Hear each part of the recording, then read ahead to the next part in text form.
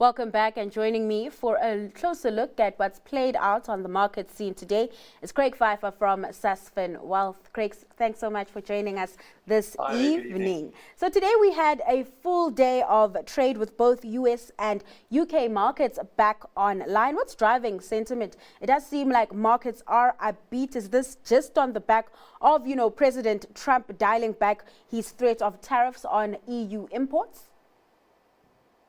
I think it's probably entirely up to that.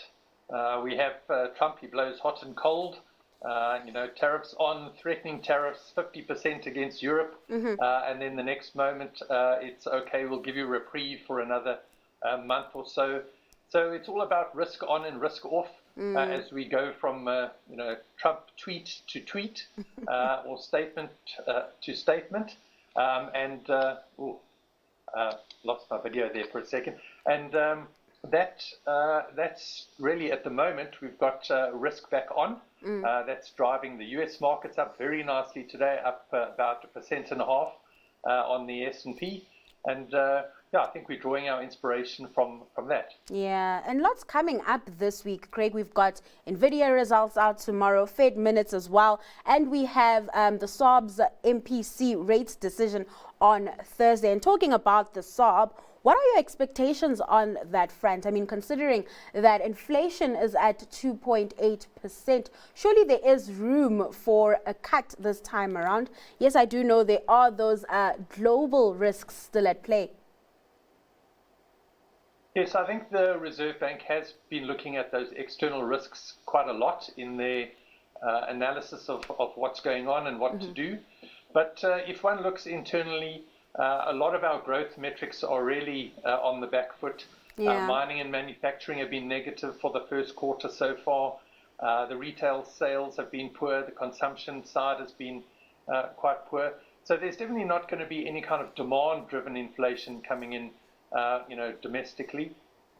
And we have had the inflation rate, the headline number, below the bottom of the target range now for 2 months. I think even with the mandate and with the target range, when you're above the target range, you tighten up interest rates to bring it back into range. And when it's below the range, you would think that you would loosen it up a bit, so that we can get a little more inflation into the system, but get the growth going as well. The Reserve Bank doesn't have a growth mandate, but they must surely be thinking of that in the back of their minds.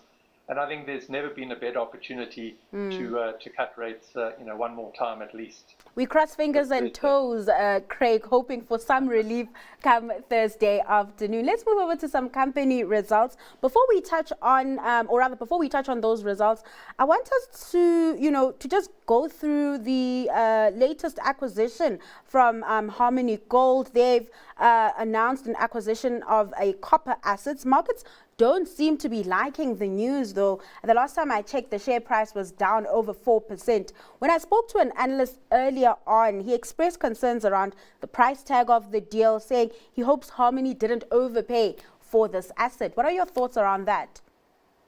Yes, that's always the concern. I think the share itself of the company they were acquiring was trading at a discount, clear discount to the offer price, which is typical when you're going to, look to buy out a company. You offer a bit of a premium.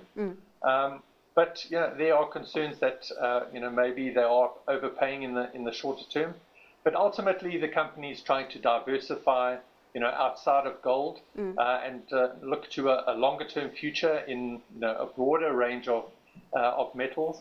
So I guess there's a short term lens and a long term lens to look at the acquisition today. And then let's check in on the earnings seen. Pepco delivering double-digit earnings growth, benefiting from, increased market share, disciplined cost management, and that booming fintech unit. What did you make of those numbers?